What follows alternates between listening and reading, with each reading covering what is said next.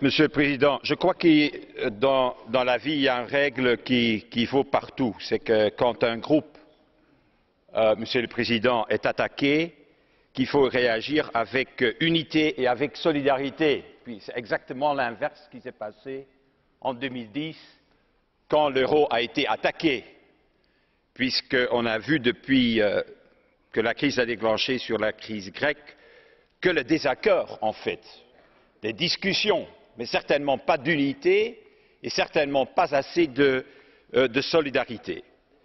En fait, je crois qu'on doit avoir le courage maintenant, et je le dis aussi au président de la Commission, de reconnaître que toutes les mesures temporaires qu'on a prises ne suffisent pas.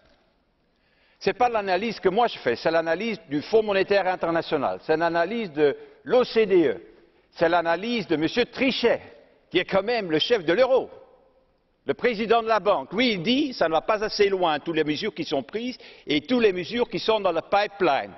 Tout le monde dit qu'il faut faire en fait 4 choses, et on le voit. D'abord, un pacte de stabilité avec des vrais mécanismes de sanctions.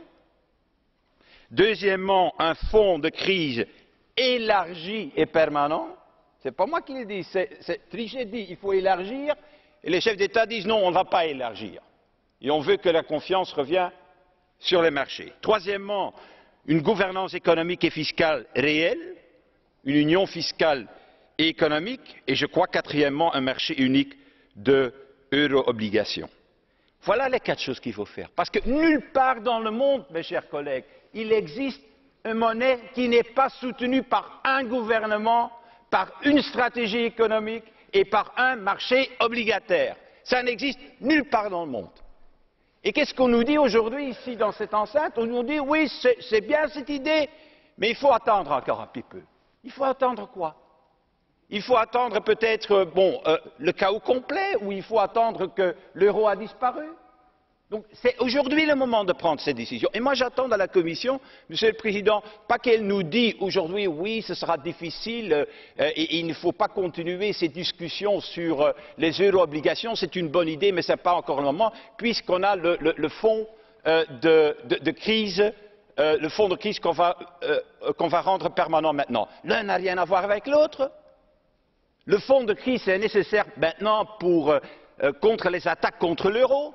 Mais de l'autre côté, on a besoin des obligations en euros pour la stabilité de l'euro à terme, à moyen terme, à long terme. Donc il n'y a pas de contradiction entre les deux. Il faut les deux, comme c'est le cas, encore une fois, partout dans le monde.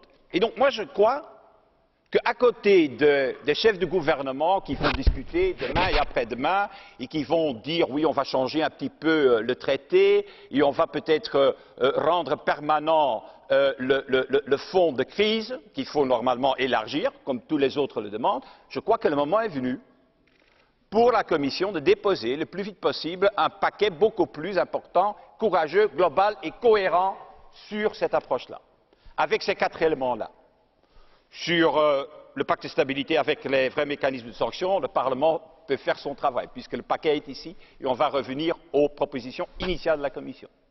Et sur les 3 autres, un fonds de crise élargi, mais proposez-le, prenez position là-dedans, il dit qu'il faut élargir le fonds de crise. Pourquoi? Parce qu'avec ça, on va arrêter les spéculations contre l'euro. Deuxièmement, proposer un paquet global sur une union fiscale et économique. Et quatrièmement, n'avez pas peur, proposez un marché unique de l'obligation parce qu'on sait qu'à la fin, ce sera ça qui va stabiliser l'euro à long terme. Merci. Thank you, Mr. President.